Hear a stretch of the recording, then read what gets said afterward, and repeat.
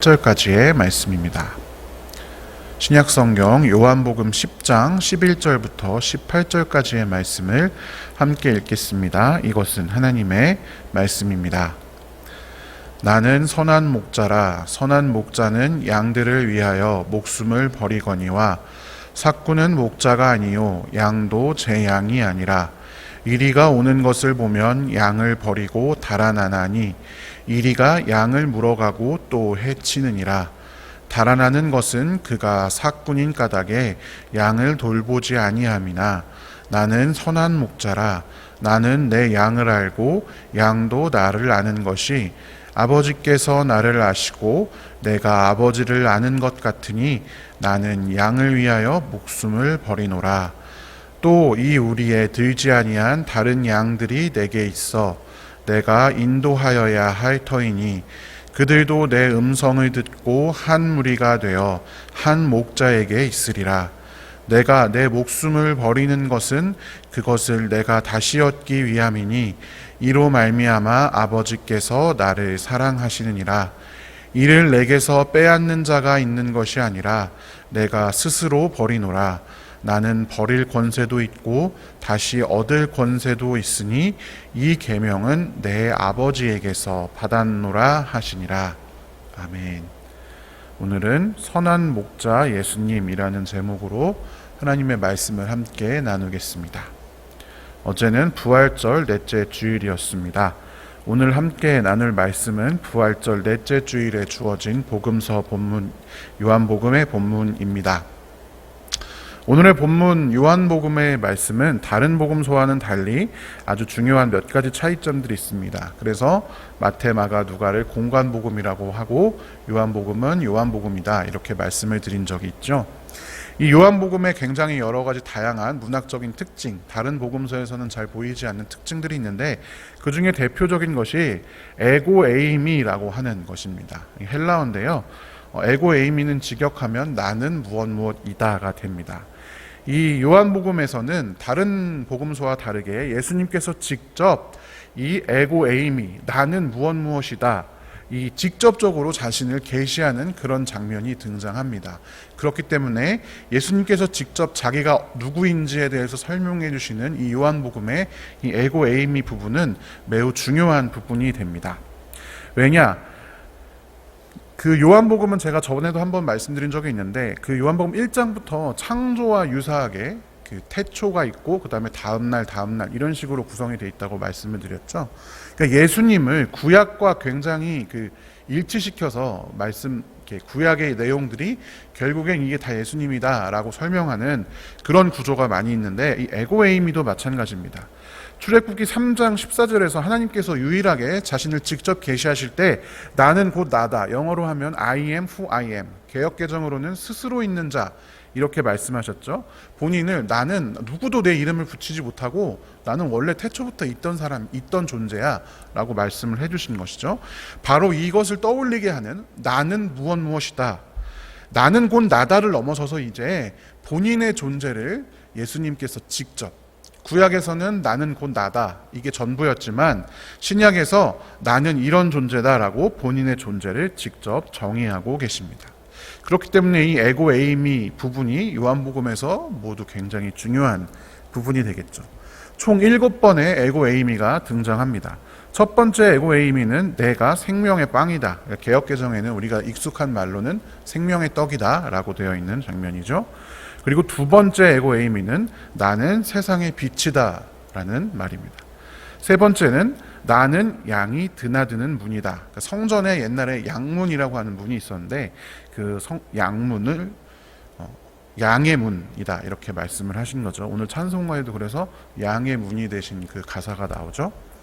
다섯 번째는 나는 부활이요 생명이다 라고 하는 장면이 되겠고요. 여섯 번째는 나는 길이요 진리요 생명이다. 여러분 다 한 번씩 들어보셨을 그런 구절들이죠. 마지막 7번째는 나는 참 포도나무요 너희는 가지다 라고 하는 이 부분입니다. 그러니까 이 7가지의 각 에고에이미가 기록된 문단에는 전부 다 예수님께서 친히 그냥 그것만 하고 끝나는 게 아니라 그게 무슨 뜻인지 설명을 해주셨습니다. 그래서 시간 되실 때 여러분이 7부분의 그 에고에이미 부분을 찾아서 한번 읽어보시면 이해하시는 데 많은 도움이 될 것 같습니다. 자, 에고 에이미가 총 7번 등장한다고 했는데 중간에 제가 하나 빠뜨린 숫자가 있죠. 네 번째 에고 에이미가 오늘 본문입니다. 나는 선한 목자이다 라고 예수님께서 직접 본인을 계시하여 주시는 장면입니다. 나는 선한 목자이다. 자, 오늘 찬송가도 선한 목자 되신 우리 주를 함께 불렀죠. 그리고 뭐 선하신 목자 이런 복음성가도 있습니다. 그리고 어제 이제 그 교동문도 그랬고, 어렸을 때 우리가 잘 외우는 잘 알려진 시편인 시편 23편에도 목자가 등장합니다. 그래서 우리가 나는 선한 목자이다라고 계시하신 예수님의 이 말씀을 이제 딱 떠올리면 각자가 갖고 있는 어떤 상상이나 심상이 있습니다. 뭐 대부분 이제 그런 거죠. 목자이신 예수님이 앞을 가시고 이제 양들이 뒤를 따라가는 그런 그림을 떠올리곤 합니다. 그런데 사실 이 찬송가의 가사나 복음성가의 가사도 시편 23편의 말씀에 근거하고 있습니다. 주님은 나의 목자시니 내게 부족함이 없어라 하면서 이제 시편 23편의 내용 때문에 우리가 그렇게 목자의 뒤를 따라가는 양만을 상상하곤 하는데요. 오늘 본문에서 선한 목자는 그것이 전부가 아니라 또 다른 의미가 있음을 예수님께서 우리에게 직접 전달하고 계십니다. 자, 그럼 선한 목자란 무엇일까? 오늘 본문에는 나는 선한 목자다라고 하는 말이 총 2번 등장합니다. 이 2번을 기준으로 끊어서 함께 읽어보겠습니다. 먼저 요한복음 10장 11절부터 13절까지 같이 한번 세 번역으로 다시 읽어보겠습니다. 나는 선한 목자이다. 선한 목자는 양들을 위하여 자기 목숨을 버린다. 삭구는 목자가 아니요 양들도 자기의 것이 아니므로 이리가 오는 것을 보면 양들을 버리고 달아난다. 그러면 이리가 양들을 물어가고 양떼를 흩어버린다. 그는 삭군이어서 양들을 생각하지 않기 때문이다. 아멘.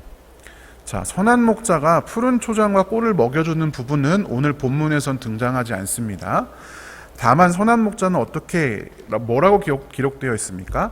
양들을 위하여 자기 목숨을 버린다. 이렇게 기록되어 있습니다. 그리고 그에 대비되는 삭군이라는 존재를 예를 들어서 설명해 주십니다. 삭군은 목자가 아닙니다. 그렇기 때문에 양들도 자기 소유의 양이 아니죠. 고용된 사람이니까요. 그래서 이리가 오면 양을 버리고 달아난다. 이리가 양을 물어가고 흩어버린다. 이렇게 말씀하고 계신 것입니다. 여기서 우리가 한 가지 오해하지 않아야 할 것이 있습니다. 흔히들 삭군이라고 하는 존재를 어떻게 생각하냐면 양에게 관심도 없고 양을 그냥 마음대로 버려두는 존재로 오해합니다. 에스겔서 34장 이따가도 살펴보겠지만 거기에 그 목자에 대한 비유가 나오는데요. 거기에는 이제 악한 목자로 기록이 되어 있습니다. 그런데 삭군은 이게 양에게 관심 없고 양을 그냥 마음대로 버려두는 존재가 아닙니다. 여러분, 삭군이라고 하는 존재는 어떤 존재입니까? 삭슬 받고 일하는 존재죠. 쉽게 말하면 고용된 사람입니다. 삭슬 받고 일하는 존재이기 때문에 일하는 동안에는 그 삭스에 합당한 일을 합니다. 무슨 일이겠습니까? 양을 이제 돌보도록 고용되었으니까 양을 먹이고 양을 돌보는 그런 역할들을 하겠죠. 평상시 아무 일이 없을 때는 그러합니다. 그래서 양도 평상시에는 삭군이 자기를 지켜주고 돌보는 줄로 알게 됩니다. 그러나 이리가 나타나는 거죠. 생명을 위협하는 이리가 나타나서 목자 자신의 생명을 담보할 수 없는 그런 상황이 닥치게 되면 삭군은 양을 버리고 도망칩니다. 왜냐하면 자기는 고용된 사람이기 때문에 자신의 생명을 감수할 이유가 하나도 없기 때문입니다. 자기 양이 아니기 때문에, 돈 받고 대행해 주는 것이기 때문에 내 목숨을 걸 이유는 삭군에게는 전혀 없습니다. 그래서 양을 버리고 도망갑니다. 그러니까 이제 이리가 유유히 양을 사냥해서 맛있게 냠냠 먹는 거죠. 이게 삭군의 핵심입니다.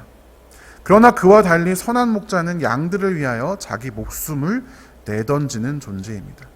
즉 선한 목자는 양을 구하기 위해 기꺼이 자신의 목숨을 스스로 버리는 존재입니다.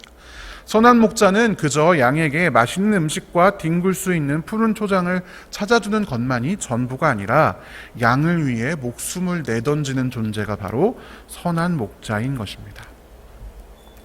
이 선한 목자는요, 물론 가끔씩 이제 이 목자와 삭군을 뭐 목사나 아니면 뭐 양육하는 양육 리더의 예를 들어서 이제 하기도 하지만, 분명히 이야기는 선한 목자다, 나는 선한 목자다, 에고 에이미 부분이기 때문에 예수님에 관한 이야기입니다.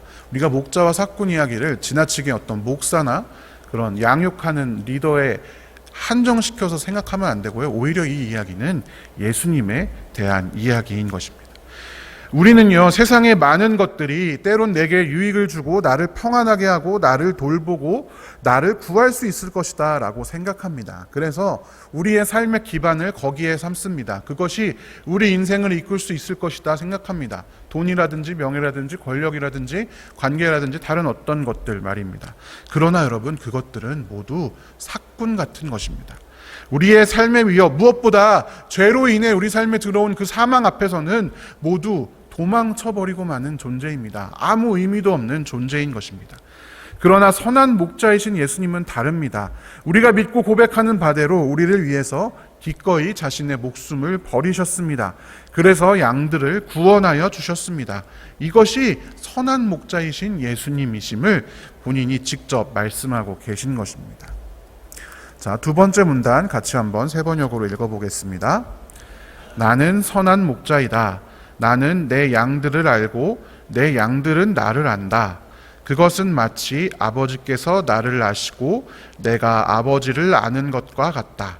나는 양들을 위하여 내 목숨을 버린다. 아멘. 자, 여기에서는 나는 선한 목자이다 하면서 뒤에 나는 내 양들을 안다 라고 말씀하고 계십니다.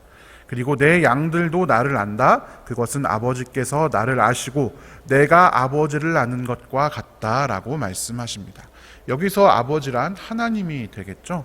예수님과 하나님의 관계, 그 아버지와 아들의 사랑의 관계처럼 우리가 서로 예수님과 알고 관계한다라고 말씀하고 계십니다. 아버지와 아들의 사랑의 관계를 우리와 예수님의 관계와 동일하다라고 말씀하시면서 양들을 위하여 목숨을 버린다라고 한 번 더 말씀하고 계시죠. 목숨을 버리는 이유는 하나님께서, 예수님께서 우리를 알기 때문에, 사랑하시기 때문에 그냥 존재를 알아서 누구누가 있네 이게 아니라 하나님과 예수님이 서로 사랑하듯이 그 존재를 알고 사랑하기 때문에 목숨을 버린다라고 하는 말씀입니다. 선한 목자는 양들을 다 압니다. 그냥 아는 것이 아니라 하나님과 예수님의 관계처럼 아십니다. 히브리 문화에서 알다라고 하는 것은 머리로만 아는 것이 아니라 경험한다라는 뜻을 갖고 있습니다. 양들을요, 속속들이 다 아십니다. 자기 몸처럼 함께 느끼십니다. 그래서 양들을 위하여 기꺼이 목숨을 버리는 분이 바로 예수님이시다라는 것입니다. 자, 예수님께서는 이 두 번의 선한 목자에 대한 언급마다 목숨을 버린다라고 이야기하셨습니다. 자, 한 가지 생각해 볼 것이 있습니다. 물론 양들을 위하여 목숨을 버린다라고 하는 것은 감사하고 또 감동적인 일이지만 양의 입장에서 보면 이제 목자가 어느 시점에 죽어버리면 그 뒤로는 목자가 없는 신세가 되어버리는 것이 아니겠습니까? 목자가 죽으면 아무 소용이 없잖아요, 양들은. 그래서 예수님께서는 이 이야기를 여기에서 그치지 않으시고 뒤이어서 이렇게 말씀하십니다. 먼저 10장 16절을 같이 한번 읽어보겠습니다. 나에게는 이 우리에 속하지 않은 다른 양들이 있다. 나는 그 양들도 이끌어 와야 한다. 그들도 내 목소리를 들을 것이며 한 목자 아래에서 한 무리 양떼가 될 것이다. 아멘. 자, 목숨을 버리는 선한 목자에게는 그 양이 전부가 아니라 이 우리에 속하지 않은 다른 양들이 있는데 그 양들을 위해서 목숨을 버리는 행동을 통해서 한 목자 아래서 그 두 양떼가 하나의 양떼가 될 것이다 라고 말씀하십니다. 이어서 또한 이렇게 말씀하십니다. 같이 한번 읽어보겠습니다. 아버지께서 나를 사랑하신다. 그것은 내가 목숨을 다시 얻으려고 내 목숨을 기꺼이 버리기 때문이다. 아무도 내게서 내 목숨을 빼앗아 가지 못한다. 나는 스스로 원해서 내 목숨을 버린다. 나는 목숨을 버릴 권세도 있고 다시 얻을 권세도 있다. 이것은 내가 아버지께로부터 받은 명령이다. 아멘. 목숨을 버리는 것으로 끝나는 것이 아닙니다. 아버지께서 나를 사랑하시기 때문에, 또한 아버지께서 내게 명령하셨기 때문에 스스로 기꺼이 목숨을 버립니다. 누가 나를 죽이는 형태를 띠더라도 그것은 그가 내 목숨을 빼앗는 것이 아니라 내가 내 스스로 죽음의 길을 선택한 것이다 말씀하시면서, 나는 내 목숨을 버리는 것은 그 목숨을 다시 얻기 위해서이다. 나는 다시 얻을 권세도 있다라고 예수님께서 말씀하고 계십니다.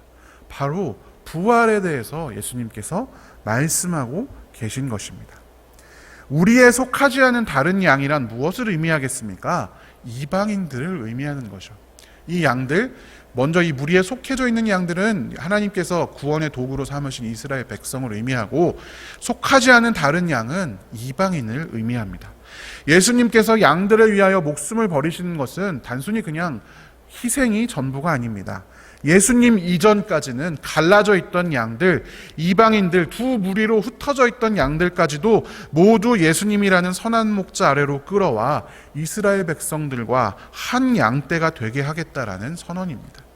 우리는 이스라엘 백성이 없잖아요. 그러니까 우리는 다 다른 무리에 있던 양들이 되겠죠. 예수님 이전에는 여러분, 이방인과 유대인들은 서로 격렬하게 대립하던 존재입니다. 늘 배척하고 늘 싸우고 저 사람의 존재가 내게 위협이 되는 그런 존재였습니다. 하나님께서도 구약에서는 이스라엘 백성의 거룩함을 지키기 위해서 다른 신을 섬기는 이방인들을 죽일 것을 몇 번이나 명령하셨죠. 그러나 이제 예수님 이후에는 그들과 하나가 되게 되었습니다.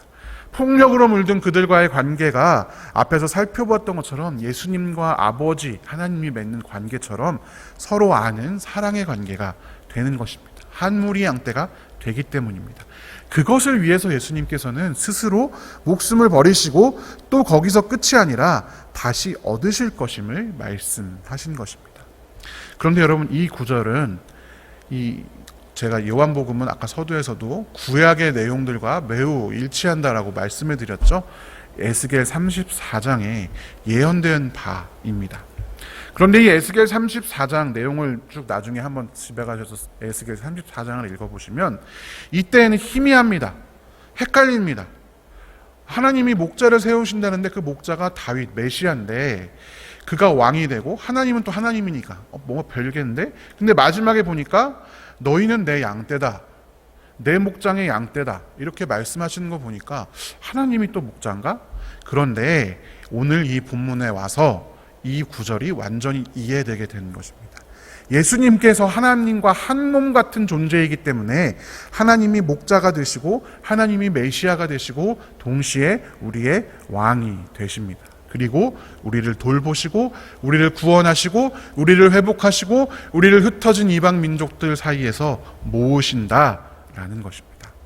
그런 의미에서 선한 목자다라고 하는 말은 단순히 착한 목자 이런 뜻이 아닙니다. 도덕적으로 착하고 뭔가 자기의 일을 잘하는 그런 목자가 전부가 아닙니다. 선하다라고 하는 말은요, 굿이잖아요. 영어로는 좋다와 같은 뜻입니다. 여러분, 좋다라는 말이 어디에 쓰였습니까? 하나님께서 처음 창조하셨을 때 그 창조된 세상을 보시고 보시기에 좋았더라라고 말씀하셨죠. 하나님께서 창조하신 것을 보고 보시기에 좋았다라고 말씀하셨다는 것은 참 아름답구나 이렇게 감탄하는 것과 동시에 하나님의 뜻대로 이루어졌기 때문에 그것이 아름답다라고 표현한 것입니다.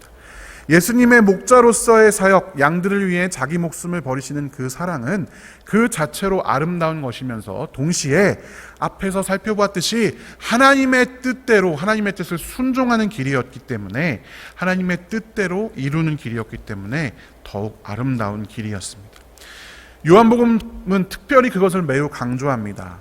예수님께서 빌라도에게 이렇게 대답하십니다. 자신을 재판하려는 빌라도에게 위에서 주지 않으셨더라면 당신에게는 나를 어찌할 아무런 권한도 없다.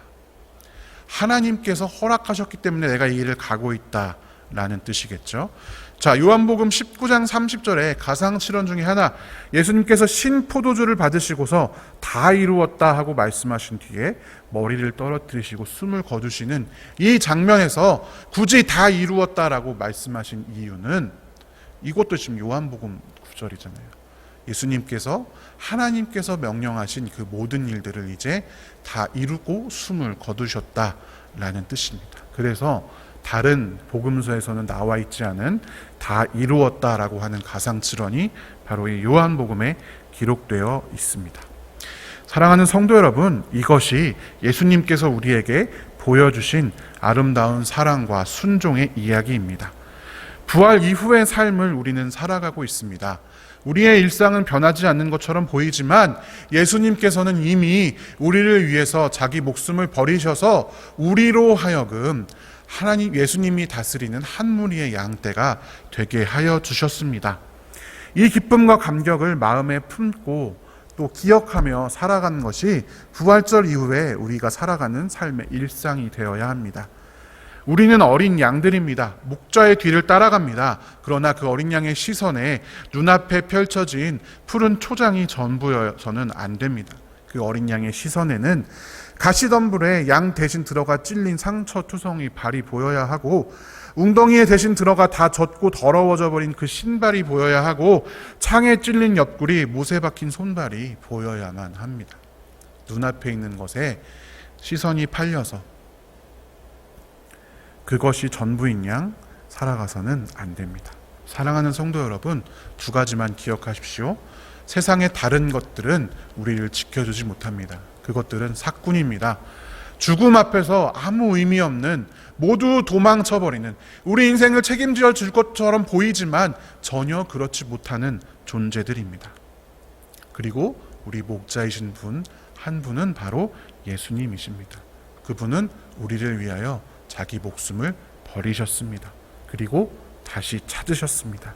그래서 우리가 예수님의 뒤를 따라 부활의 길로 걸어가게 되었습니다.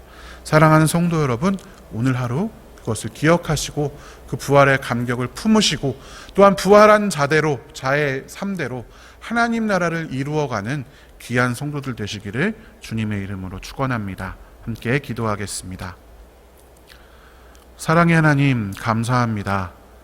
우리에게 귀한 생명을 우리를 위하여 주시니 참으로 감사합니다. 우리는 부활 이후를 살아가지만 눈앞에 펼쳐진 것만 쫓느라 예수님께서 우리를 위해 흘리신 피는 기억하지 못합니다. 사순절이나 되어야 생각할까 합니다. 부활의 기쁨과 감격 앞에는 십자가에 달리신 예수의 죽음의 고통이 있었음을 기억하게 하여 주시옵소서. 또한 그로 인해 우리에게 획득된 부활이 얼마나 기쁘고 감격적인 것인지 경험케 하여 주시옵소서. 이전의 삶을 살지 않게 하시고 사꾼을 쫓아가는 삶이 되지 않게 하시고 목자를, 참된 목자, 참된 선한 목자이신 예수님을 쫓아가는 우리의 삶이 되게 하여 주시옵소서. 그래서 마침내 그 구원을 이루는 우리가 되게 하여 주시옵소서.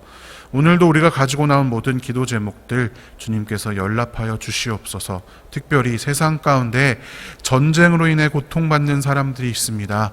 선한 목자이신 예수님, 이방인들과 이스라엘 백성을 평화로 하나 되게 하신 그 예수님께서 그 땅 가운데 임재하여 주셔서 참된 평화가 그들 가운데 임할 수 있도록 인도하여 주시옵소서.